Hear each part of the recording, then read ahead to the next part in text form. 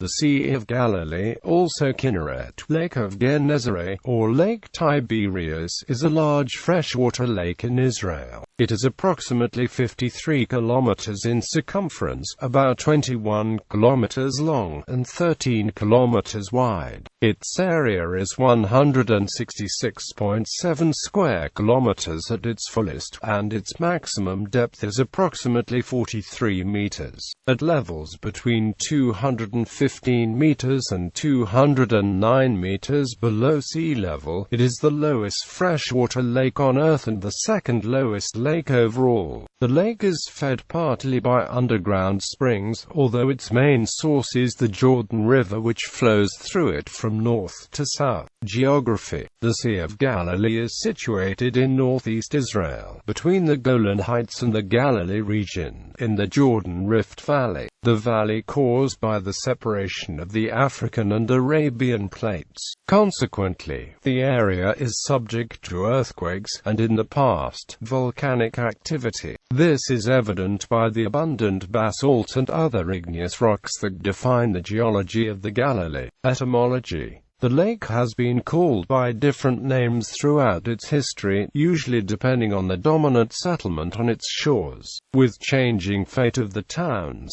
the lake's name also changed. Lake Sea of Kinneret. The modern Hebrew name, Kinneret, comes from the Old Testament Hebrew Tanakh, Sea of Kinneret, in Numbers chapter 34 verse 11 and Joshua chapter 13 verse 27, and spelled in Joshua chapter 11 verse 2. This name was also found in the scripts of Ugarit. In the Akkad epic, Kinneret was listed among the fenced cities in Joshua chapter 19 verse 35. A persistent, though likely erroneous popular etymology of the name presumes that the name Kinneret may originate from the Hebrew word kinna. In view of the shape of the lake, the scholarly consensus though is that the origin of the name lies with the important Bronze and Iron Age city of Kinneret, excavated at Tel El Orima. However, there is no evidence that the city of Kinneret itself was not named after the body of water instead of vice versa. Lake of Gennesaret. All Old and New Testament writers use the term sea, with the exception of Luke, who calls it the Lake of Gennesaret. For the Greek lambda iota mu nu eta gamma epsilon nu eta sigma alpha rho epsilon tau, the Grecized form of Chinrith. According to Eastern, Sea of Gennesaret, the Babylonian Talmud, as well as Flavius Josephus, mention the sea by the name Sea of Gennesaret after the small fertile plain of Gennesaret that lies on its western side. Gennesaret is yet another name derived from Kinneret.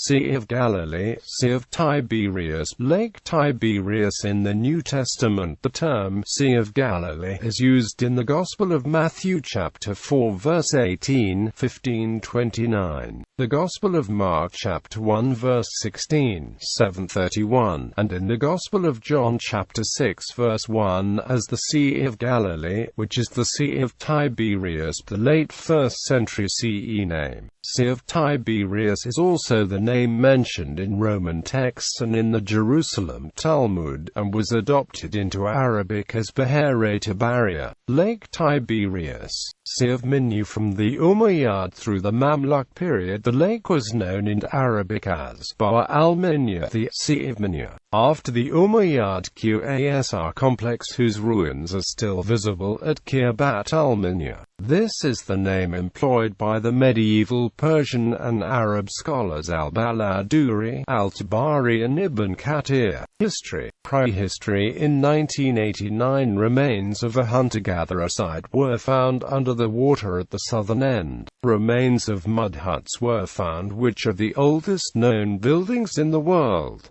Colo. Antiquity. The Sea of Galilee lies on the ancient Via Maris, which linked Egypt with the northern empires. The Greeks, Hasmoneans, and Romans founded flourishing towns and settlements on the landlocked lake, including Hippos and Tiberias. The 1st century historian Flavius Josephus was so impressed by the area that he wrote, "One may call this place the ambition of nature." Josephus also reported a thriving fishing fishing industry at this time, with 230 boats regularly working in the lake. Archaeologists discovered one such boat, nicknamed the Jesus Boat, in 1986.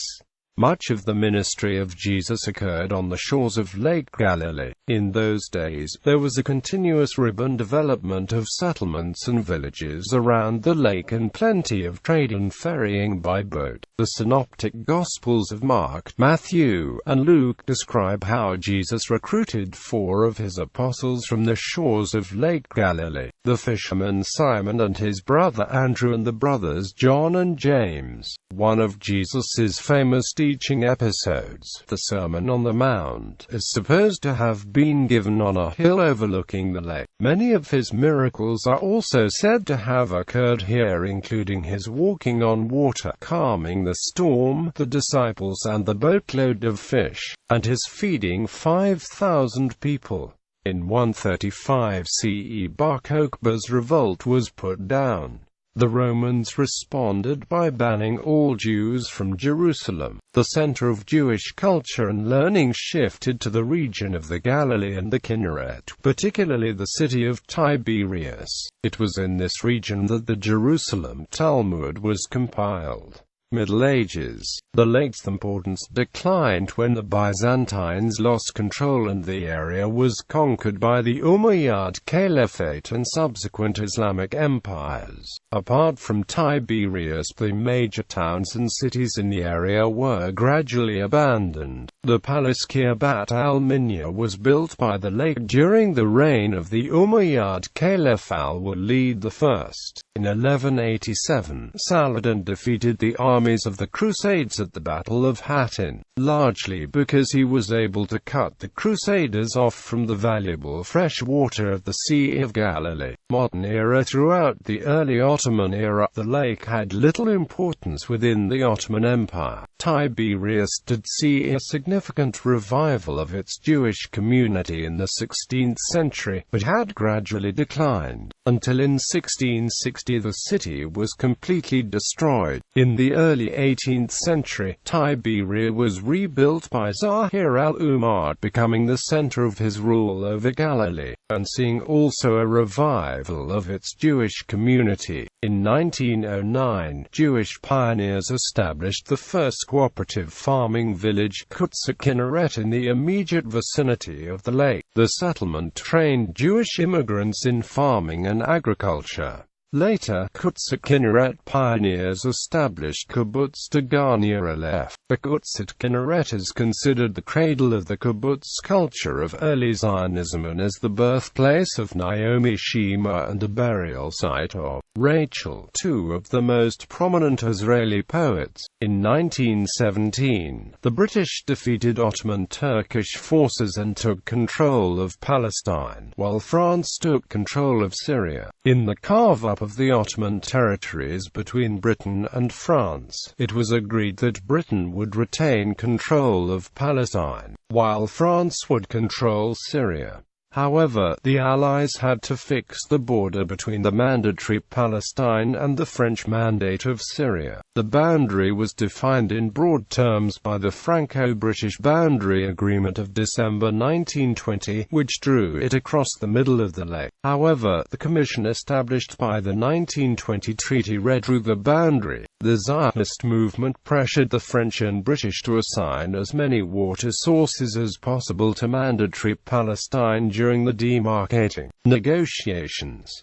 The High Commissioner of Palestine, Herbert Samuel, had sought full control of the Sea of Galilee. The negotiations led to the inclusion into the Palestine territory of the whole Sea of Galilee, both sides of the River Jordan, Lake Hula, Danspring, and part of the Yarmouk. The final border, approved in 1923, followed a 10-meter wide strip along the lake's northeastern shore, cutting the mandatory Syria off from the lake. The British and French agreement provided that existing rights over the use of the waters of the Jordan by the inhabitants of Syria would be maintained, the government of Syria would have the right to erect a new pier at Semek on Lake Tiberias or jointly use the existing pier. Persons or goods passing between the landing stage on the Lake of Tiberias and Semek would not be subject to customs regulations, and the Syrian government would have access to the said landing stage. The inhabitants of Syria and Lebanon would have the same fishing and navigation rights on Lakes Haller, Tiberias and River Jordan, while the government of Palestine would be responsible for policing of lakes.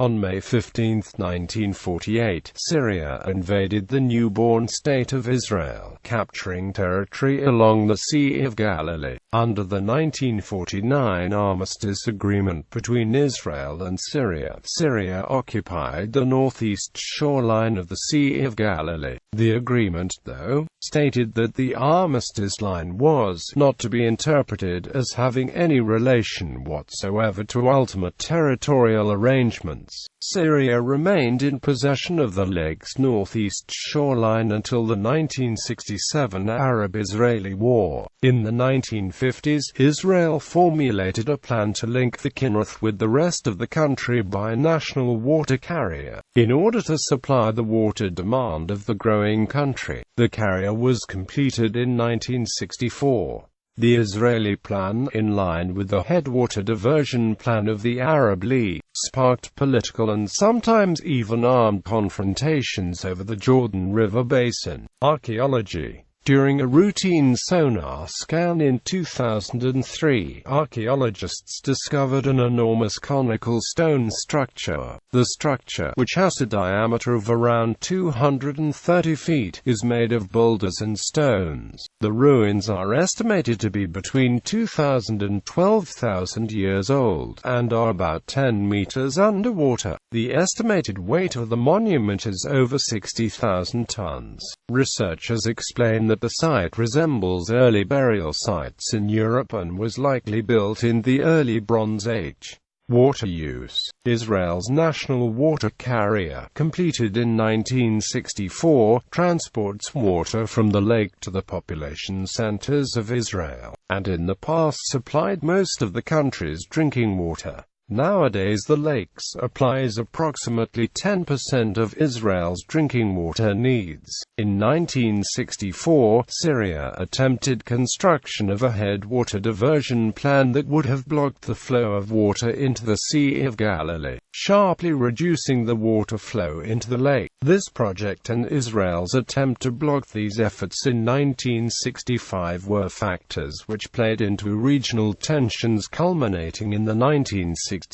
Six-Day War. During the war, Israel captured the Golan Heights, which contain some of the sources of water for the Sea of Galilee. The Israeli government monitors water levels and publishes the results daily at this web page. The level over the past 8 years can be retrieved from that site. Increasing water demand in Israel, Lebanon and Jordan, as well as dry winters, have resulted in stress on the lake and a decreasing water line to dangerously low levels at times. The Sea of Galilee is at risk of becoming irreversibly salinized by the saltwater springs under the lake, which are held in check by the weight of the fresh water on top of them. Up until the mid-2010s, about 400 million cubic meters of water was pumped in the national water carrier each year. Under the terms of the Israel-Jordan Peace Treaty, Israel also supplies 50 million cubic meters of water annually from the lake to Jordan. In recent years, the Israeli government has made extensive investments in water reclamation and desalination infrastructure in the country. This has allowed it to significantly reduce the amount of water pumped from the lake annually in an effort to restore and improve its ecological environment, as well as respond to some of the most extreme drought conditions in hundreds of years which the lake's intake basin has frequently experienced since 1998.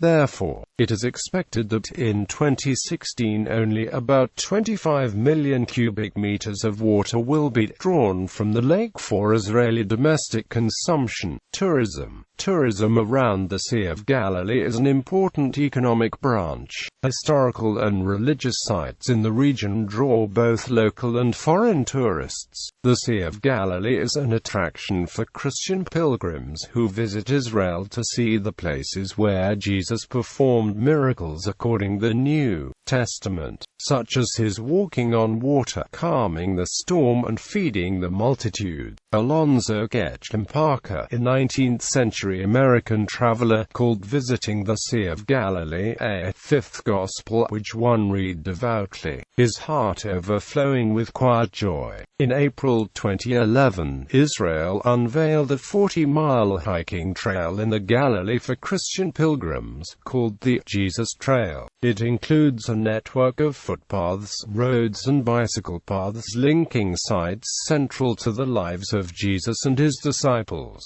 It ends at Capernaum on the shores of the Sea of Galilee, where Jesus espoused his teachings. Another key attraction is the site where the Sea of Galilee's water flows into the Jordan River, to which thousands of pilgrims from all over the world come to be baptized every year. Israel's most well-known open-water swim race, the Kinneret crossing, is held every year in September, drawing thousands of open-water swimmers to participate in competitive and non-competitive events. Tourists also partake in the building of rafts on Lavnan Beach, called rafsodia. Here many different age groups work together to build a raft with the bare hands and then sail that raft across the sea. Other economic activities include fishing in the lake and agriculture, particularly bananas, dates, mangoes, grapes and olives in the fertile belt of land surrounding it. Flora and fauna. The warm waters of the Sea of Galilee support various flora and fauna, which have supported a significant commercial fishery for more than 2 millennia. Local flora include various reeds along most of the shoreline as well as phytoplankton. Fauna includes zooplankton, benthos and a number of fish species such as Acanthobrahma sancti. Fish caught commercially include Tristromelus simonus and Saratharodon galileus, locally called St. Peter's fish. In 2005, 300 short tons of tilapia were caught by local fishermen. This dropped to 8 short tons in 2009 due to overfishing. However, low water levels in drought years have stressed the lake's ecology. This may have been aggravated by over-extraction of water for either the national water carrier to supply other parts of Israel or, since 1994, for the supply of water to Jordan. Droughts of the early and mid-1990s dried out the marshy northern margin of the lake. A fish species that is unique to the lake, Tristromelus sacra, used to spawn in the marsh and has not been seen since the 1990s droughts. Conservationists fear this species may have become extinct. It is hoped that drastic reductions in the amount of water pumped through the national water carrier will help restore the lake's ecology over the span of several years. As such, the amount planned to be drawn in 2016 for Israeli domestic water use is expected to be less than 10% of the amount commonly drawn on an annual basis in the decades before the mid-2010s. Panoramic and satellite views.